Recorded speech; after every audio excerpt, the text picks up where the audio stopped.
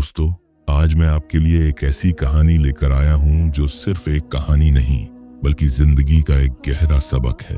यह हमें सिखाती है कि जब इंसान शैतान के रास्ते पर चल पड़ता है तो उसका घर ही नहीं बल्कि ईमान भी खतरे में पड़ जाता है। इस कहानी में मोहब्बत, सब्र और गुनाह की एक ऐसी दास्तान है जो हर मोड़ पर हमें सोचने पर मजबूर कर देगी। ये कहानी है आसिफ की, एक 30 साल का कामयाब इंजीनियर और अपने माँ बाप की आंखों का नूर। उनके दिल में आसिफ की शादी की तमन्ना थी ताकि उनके घर में भी खुशियों की रौनक आ जाए। लेकिन आसिफ का दिल तो अपनी फूफी की बेटी नगमा पर आ गया था। वह उसी से शादी करना चाहता था, मगर नगमा का मिजाज तना हुआ। उसकी आवाज में कड़वाहट और उसका अक्खड़ रवैया देखकर आसिफ के माँ बाप ने साफ मना कर दिया। ऐसी लड़की हमारी बहू नहीं बन सकती, उन्होंने कहा, जो बड़ों की इज्जत करना तक न जाने। आसिफ अपने माँ बाप का फरमाबरदार बेटा था। उसने आज तक उनकी कोई बात नहीं टाली थी, लेकिन इस बार उसका दिल अड़ा हुआ था। उसने बहुत मिन्नतें की, बहुत मनाया, मगर वो नहीं माने। आखिरकार उसकी शादी एक नेक और तहजीबदार लड़की आयशा से कर दी गई। शादी के बाद भी आसिफ का दिल आयशा की तरफ नहीं झुका। वह अपनी बीवी को वक्त नहीं देता, न ही मोहब्बत। आयशा बेचारी, जिसका कोई कसूर नहीं था, यह सजा क्यों भुगत रही थी? हर रात आसिफ चुपके से नगमा से फोन पर बातें करता, अपने दिल के अरमान उसी से बांटता। आयशा बस यही सोचती रहती, काश मेरे शौहर का दिल भी मेरे लिए धड़के। लेकिन आयशा ने हिम्मत नहीं हारी। वह अपने रब पर भरोसा रखती और दुआओं में मसरूफ रहती। उसकी इबादत और सब्र ने रंग दिखाया। धीरे धीरे अल्लाह की रहमत से आसिफ के दिल में आयशा के लिए मोहब्बत पनपने लगी। वह आयशा की सादगी और उसकी नेकी से मुतासिर होने लगा। उसका दिल नगमा की कड़वाहट से दूर होने लगा। नगमा का हर रोज का तल्ख रवैया, उसका जरा जरा सी बात पर नाराज होना आसिफ को अब बोझ लगने लगा था। उसने नगमा से फोन पर बात करना कम कर दिया और उससे मिलना जुलना भी छोड़ दिया। जब नगमा ने यह सब महसूस किया तो उसके दिल में हसद, जलन की आग भड़क उठी। उसे लगा, आसिफ सिर्फ मेरा है और मैं उसे हर हाल में हासिल करूंगी। उसकी यह दीवानगी उसे किसी भी हद तक जाने के लिए तैयार कर गई। उसने आसिफ को मिलने के लिए बुलाया और कहा, आसिफ, तुम आयशा को तलाक दो और मुझसे निकाह करो। आसिफ यह सुनकर हैरान रह गया। उसने नगमा को समझाया कि वह अब शादीशुदा है और तलाक लेना इतना आसान नहीं। नगमा ने जिद की, आयशा को छोड़ दो। इस बात पर दोनों में जोरदार बहस हुई। आसिफ ने कहा, मुझे आयशा से मोहब्बत हो ना हो, लेकिन वह मेरी बीवी है और मैं उसे धोखा नहीं दे सकता। नगमा का दिल टूट गया, मगर आसिफ की बातों ने उसके दिल में जहर भर दिया। वह उस रात सो नहीं पाई। उसने ठान लिया कि वह आसिफ को हासिल करके रहेगी और आयशा को हमेशा के लिए उससे जुदा कर देगी। अगली सुबह शैतान ने उसे गुमराह किया और वह एक काले इल्म वाले तांत्रिक के पास गई। उसने आसिफ के कुछ कपड़े और बाल दिए और कहा, कुछ भी करो, आसिफ सिर्फ मेरा हो जाए। तंत्र मंत्र की उस अंधेरी दुनिया में जहां इंसान अपने ईमान से मुंह मोड़ लेता है, नगमा ने भी उसी रास्ते को चुना। उस तांत्रिक ने नगमा से कहा, अमल में दौलत की कोई कमी नहीं होनी चाहिए। जितना ज्यादा पैसा लगेगा उतना ही असर मजबूत होगा। दौलत की परवाह किए बिना नगमा ने जवाब दिया, आप जितना चाहें पैसा लें, लेकिन आसिफ मेरा होना चाहिए और यह अमल इतना ताकतवर हो कि कोई इसे तोड़ न सके। शैतान ने उसे पूरी तरह गुमराह कर दिया था। तांत्रिक ने उसी वक्त से उन पर काला जादू करना शुरू कर दिया।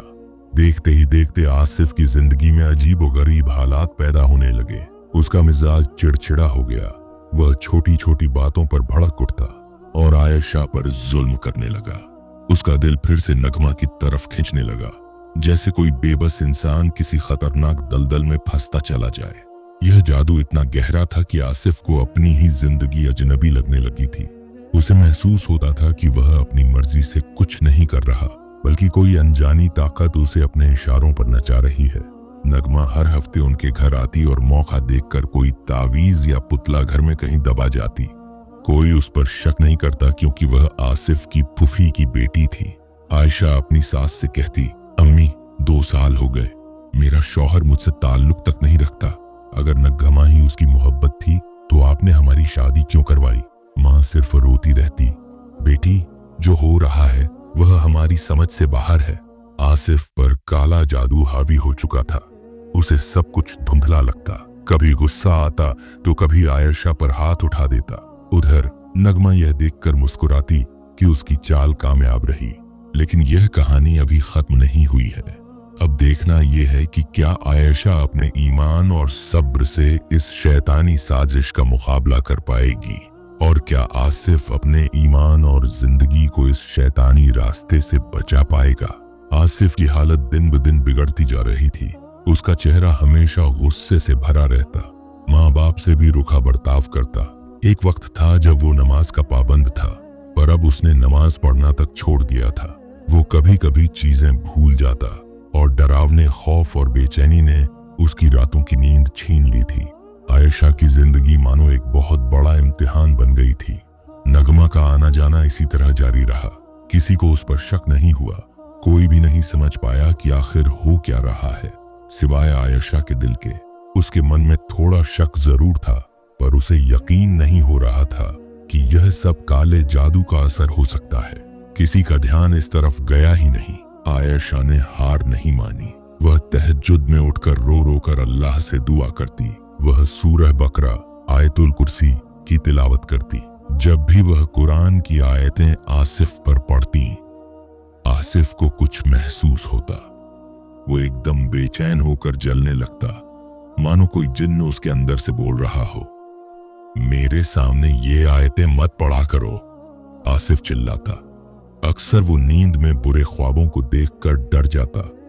उसे तरह तरह की बुरी शक्लें नजर आती। वो डर के मारे कांपने लगता। उसका दिल न तो कहीं लगता और न ही वो कोई काम ठीक से कर पाता।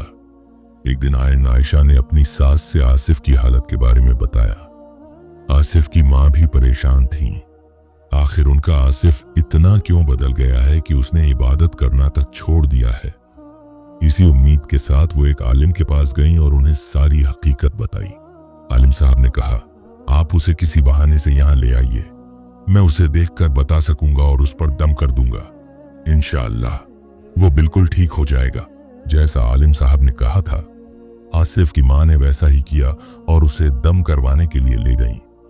जब उन पर दम किया गया तो उन्हें थोड़ी राहत मिली, पर आसिफ के मुंह से तरह तरह की आवाजें निकलने लगीं। कुरान की आयतें सुनते ही वो कई अजीब सी आवाजें निकालने लगा।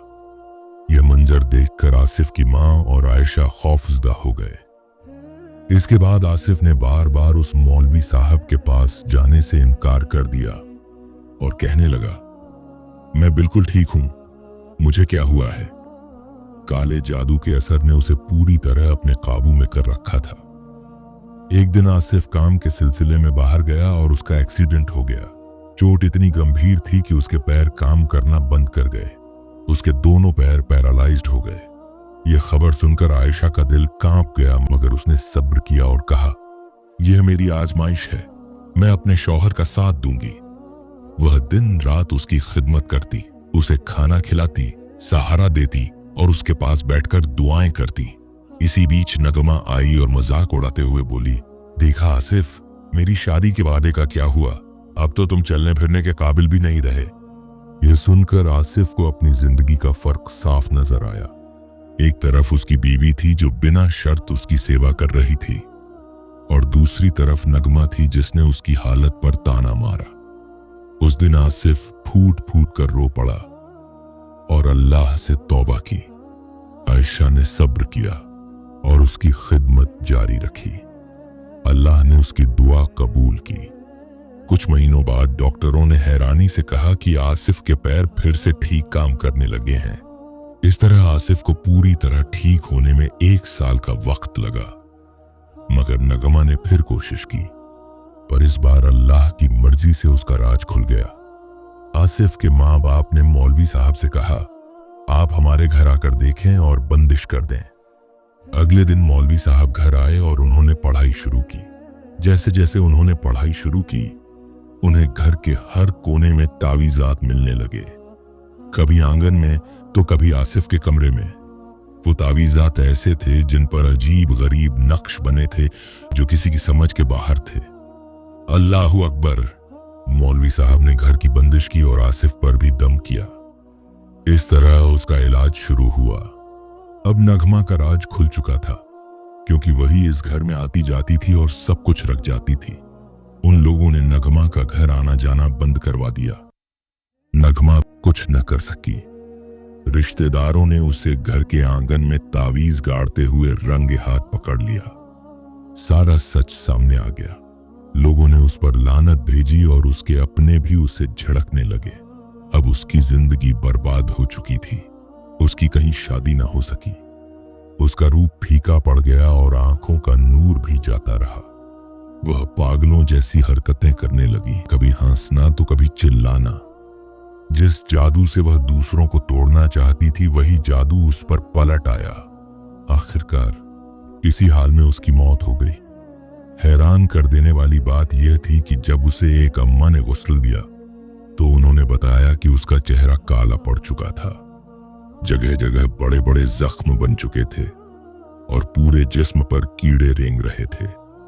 अल्लाहू अकबर। उन्होंने बताया कि उन्होंने आज तक कई मुस्लिम औरतों को गुस्ल दिया है, पर ऐसा भयानक मंजर उन्होंने न कभी देखा और न ही सुना। वो यह सब देखकर खौफजदा हो गईं। गुस्ल देते हुए उन्होंने अल्लाह से दुआ की, या अल्लाह, इस बच्ची के गुनाह माफ फरमा। और इस तरह उसे तन्हा और जिल्लत के साथ मिट्टी में सुपुर्द खाक किया गया। आसिफ के माँ बाप अक्सर कहते, शायद हमारा फैसला सही था। नगमा कभी हमारे घर की बहू बनने लायक ही न थी। वाकई अल्लाह के फैसले में ही भलाई है। इधर आसिफ और आयशा खुशहाल जिंदगी गुजार रहे थे। नगमा ने उनका रिश्ता तोड़ने की कोशिश की, मगर वह कामयाब न हो सकी। बेशक जो रिश्ता अल्लाह की तरफ से जोड़े जाते हैं उसे कोई नहीं तोड़ सकता।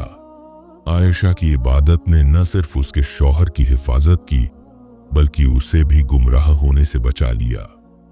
दोस्तों, यह थी कहानी नगमा की, जिसने अपनी ख्वाहिश पूरी करने के लिए अपनी दुनिया और आखिरत दोनों ही बर्बाद कर दी। क्या यही मोहब्बत थी? नहीं, मोहब्बत का नाम ही कुर्बानी है। अगर हम किसी से मोहब्बत करते हैं तो उसकी खुशी चाहते हैं, न कि उसे बर्बाद करना। जरा सोचिए, रूह कांप जाती है कि काले इल्म करने वालों का क्या अंजाम होगा। अल्लाह पाक से यही दुआ है कि वह हर मियाँ बीवी के रिश्तों को ऐसे बदनजर लोगों से महफूज रखे। दोस्तों, ऐसा करने वाले अक्सर कोई और नहीं बल्कि अपने ही होते हैं, मगर हमें जब तक समझ आता है बहुत देर हो चुकी होती है। अल्लाह हमारे ईमान की हिफाजत फरमाए। ये कहानी हमें यह भी सिखाती है कि ईमान और सब्र के बिना कोई मंजिल हासिल नहीं होती। मोहब्बत को हुस्न और वफा के साथ निभाना चाहिए, न कि जादू टोना और जलन की राख में दफन कर देना चाहिए। अल्लाह पाक हमारे दिलों को साफ रखे और हमें सच्चाई की राह दिखाए। आमीन। दोस्तों, आज के लिए बस इतना ही।